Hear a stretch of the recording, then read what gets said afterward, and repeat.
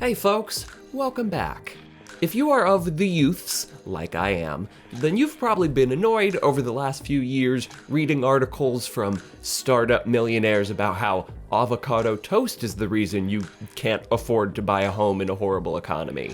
And I, like many other youths, am tempted to look at that line of argument and say, okay, boomer, to chastise a very specific generation and a very specific context from which these sort of false ideas about how money works stem from. But it turns out that this kind of narrative, shaming poor people for the choices that they make, goes back way before the boomers. That's right, folks. Today we're going to be looking at an Atlantic article from, let's glance at the year here. What could that be? 1886? This may end up being the nerdiest deep dive I make all year, but just stay with me for a minute here, because it is shocking how much the language of this article from 150 years ago feels ripped out of fluff pieces about avocado toast from 2018. And more specifically, I want us to focus in here on the specific ways that this language divides the working class, pits different segments of it against each other, and which other class of people who are maybe the opposite of poor benefit from that division. So without further ado, let's get into the labor question. We have refused to adopt any precautions in the naturalization of foreigners. You know what? I'm already tired of that voice. I'll just read it normal. We have refused to adopt any precautions in the naturalization of foreigners. Under the circumstances, we ought not to be surprised that the public schools fail to keep pace with the immigration, that we acquire every year many thousands of citizens who cannot speak English, and who have not the faintest apprehension of American institutions and governmental theories. That, in effect, the country is being colonized from Europe with people who bring here complete theories of life, many of which are utterly opposed to our form or to any form of civilization. This quote right here absolutely could be its own video in and of itself, comparing how immigration rhetoric apparently hasn't changed over the past 150 years. Replace Europe with South America, or more specifically the Middle East, and this absolutely sounds like something your run-of-the-mill hard-right politician might say. That the presence of a person from a different country is a threat to civilization. Et le terreau de l'islam, qui est le terreau de l'islamisme, qui est le terreau du terrorisme. Ou bien on retrouve une politique de civilisation, ou bien on laisse le pays s'effondrer et l'aventure finir. C'est ou la refrancisation ou l'aventure se termine. But what I fear is not so much the replacement of one people by another, but the replacement of Western European Christian civilization with Islamic civilization.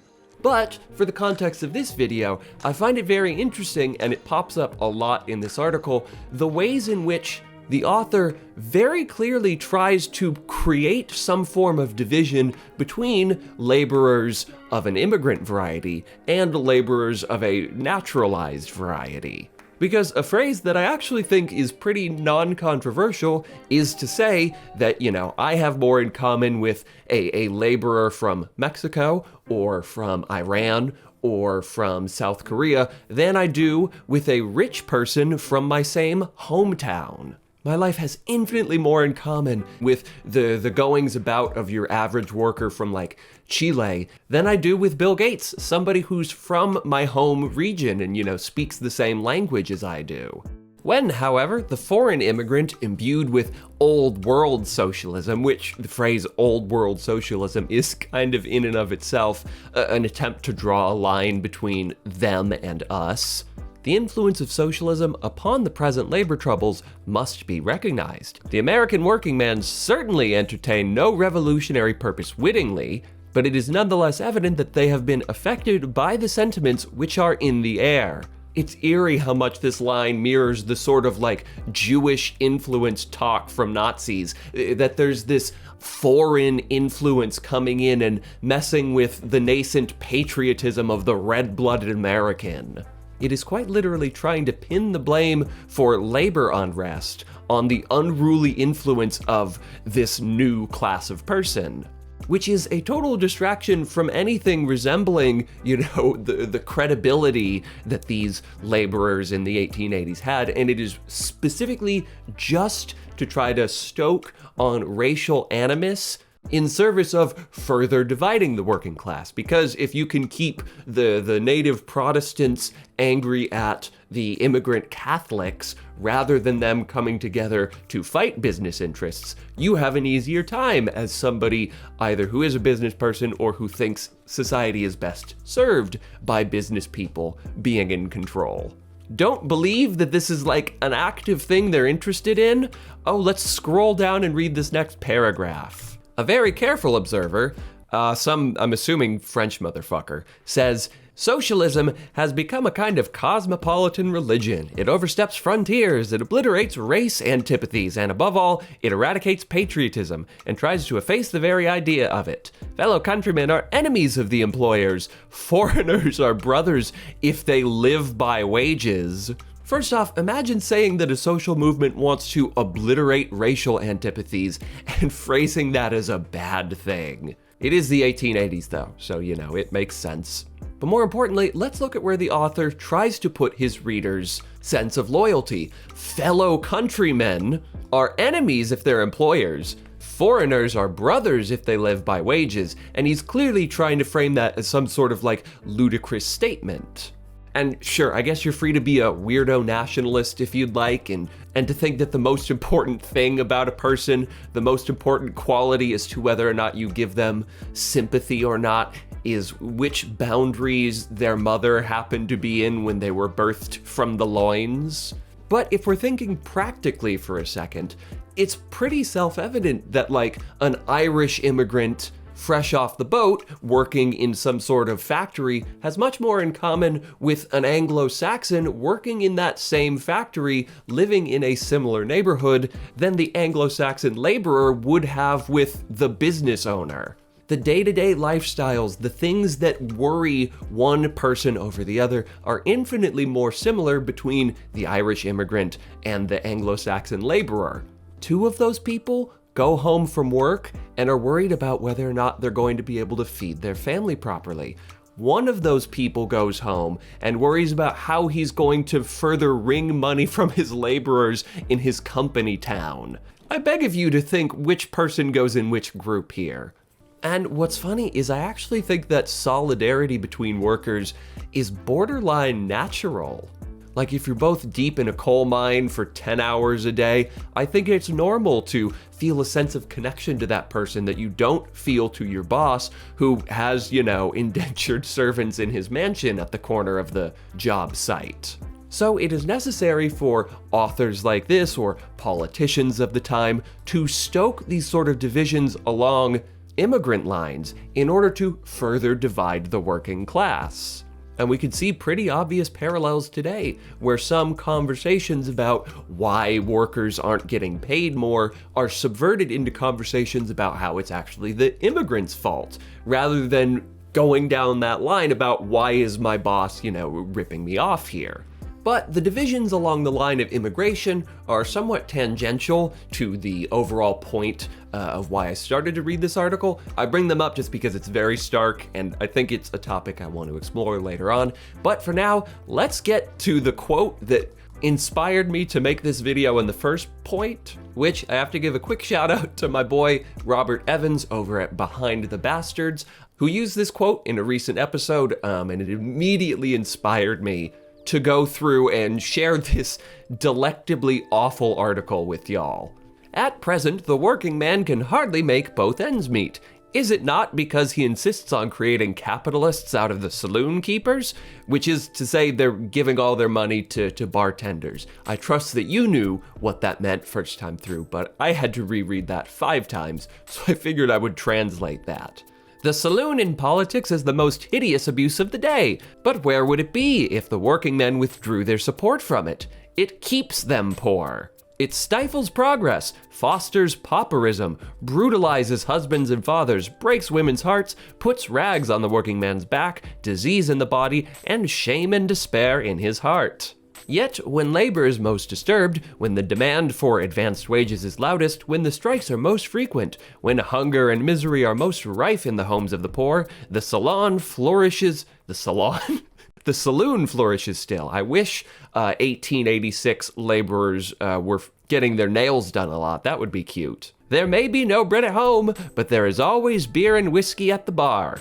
And the men who consider themselves the victims of circumstances or the thralls of capital squander their earnings, spend their savings in these dens. Can there be a serious labor question while this state of things continues? Can working men talk gravely of their wrongs, while it is plain to all the world that if they only saved the capital they earn, they would be comfortable? This aspect of the case has not been sufficiently examined, and for reasons which will probably occur readily to the reader. But it is really the key to the situation. When we see on the one side a yearly waste of between $400 and $500 million, and on the other side a body of men, the squanderers of this vast fund, complaining that they have not sufficient opportunities, we cannot long be at loss to comprehend the true nature of their existing dissatisfaction. It is clear that labor has been incited to seek from without the relief which ought to be sought from within. And I'm not going to spend any time beating around the bush, folks. I hope it's self-evident. This article is the 1886 equivalent of spending too much money on coffee. This article is the 1886 equivalent of avocado toast is the reasons millennials can't buy a house. He's literally saying that the reason there's no bread at home is because there's whiskey at the bar, and saying that we really can't complain about the conditions of the poor because they drink every once in a while. And first off, just to respond to the logistics of it, this was still kind of the time when beer was the most safe way to drink water. So it's kind of funny that on one hand, he's complaining about people buying what is kind of a form of essential nutrients. But more importantly, this question about how working people in 1886 spent their money has fuck all to do with the question whether or not they're being paid properly, whether or not they deserve representation and democracy in the workplace, whether or not organized labor is a necessary counter to organized capital. What the laborers do with their money has zero relevance here. They can spend it at the saloon or at the salon for all I care. That has literally nothing to do with whether or not they're being exploited. But in the interest of distracting people from a question that, if you stop and think about it, has pretty obvious answers, that the working conditions of 1886 were so shitty they should probably be changed a bit and people should probably be paid more, you have to instead distract with shaming via individual choice and personal responsibility so that people stop asking about why aren't bosses paying people more and start asking why laborers spent so much money on beer and whiskey. And make no mistake, folks, that is exactly what these stupid fucking fluff pieces from rich capitalists complaining about the youths are doing. Like, buying a $4 coffee every morning has fuck all to do with conversations about why the housing market is so hard for millennials to get into. Why is it that wages haven't grown with productivity since Reaganomics became a thing? A $4 coffee has nothing to do with the rank shittiness of the gig economy and the continued destruction of organized labor over the course of decades. It has no relevance to that question, but it is a necessary distraction for those who have an interest in maintaining the current power dynamics. And by the way, I want to be clear because I worry sometimes about sounding a little too tinfoil hatty. I don't necessarily know if this Kevin O'Leary guy is necessarily doing this intentionally. I don't want to say that he has some sort of evil conspiracy to divide the working class through this way or not. But I think my argument works with or without intention on his part. This can just be an earnest thing he believes, and it is still true, regardless of if he's an evil comic book supervillain, that it services to distract from larger conversations about whether or not workers are being properly compensated. And it is just so baffling to me. Like, my life has been altered in a way I can't quite express to notice how little the language of shaming the working class for individual choices that they make by emphasizing personal responsibility above any form of systemic critiques, like the language hasn't changed. Since before cars or planes were even a twinkle in somebody's eye, the business class was using individualism and personal responsibility as a means of dividing the working class such that they would present less of a challenge to the outright authority of the business owners. And it's just, that's my whole point. I'm sorry if you're thinking that I'm going to like spin this into something else in a minute here. That's my whole point. This is all I have to give you today. It is, I hope it's as like eye-opening for you as it is for me. But yeah, that's all these avocado toast, you're spending too much money on coffee stories are.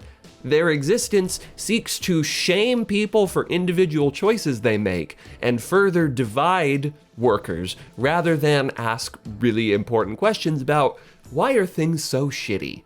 And I just hope that when we see in a bit more frank language from 150 years ago, we can see how that language translates to articles from today.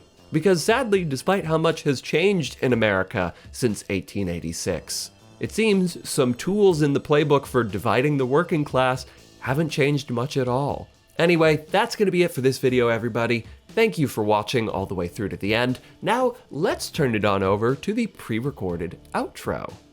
If you enjoyed this video, be sure to toss me a like and subscribe down below. But if you really want to help me out, you can join me over on Patreon. Patrons get access to exclusive behind-the-scenes content, like early versions of every video, and exclusive Patreon-only videos. Plus, if you join the Piley Benton's Biggest Boys tier, you get your name read off at the end of every video. Zoth, Revo Pregame, Emily, Kyle Foley, Jennifer Jones, Caffeine Unicorn, Goblin of the Year, and Cameron Fordo. So if you want to hear your lovely name read off at the end of every video, be sure to join me on this specific tier.